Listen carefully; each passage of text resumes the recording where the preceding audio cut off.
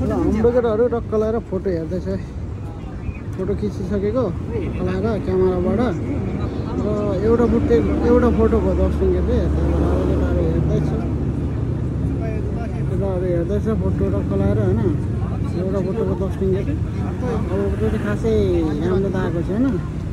यो पनि हाम्रो केटाहरू हेर्दैछ मैले पनि हेरिसकेँ खासै राम्रो त छैन अब खिचिसकेपछि अब एउटा त छान्नै पऱ्यो नि नराम्रो भयो भने आफ्नै फोटो भएर एउटा छानेको छ मैले पनि खिचारेको खिचेको तर फोटो राम्रो खिचेको छैन रहेछ हो साथी अनि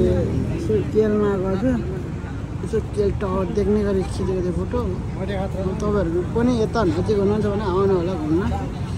अरूको क्यामेराबाट खिच्नुभन्दा आफ्नै मोबाइलबाट खिच्नु हो बरु आफ्नै मोबाइलबाट एकदम राम्रो आउँदो रहेछ हामी पनि खिचेको तर खासै खिच्न त आएन हामीले नि हामीले खिचेको अरूको 10 रुपियाँ तिरेर खिच्नुभन्दा त बरु आफ्नै मोबाइलबाट जेरोबाटै खिचेको राम्रो हुँदो रहेछ भन्ने मलाई चाहिँ त्यस्तै लाग्यो साथीहरूलाई कस्तो लाग्यो है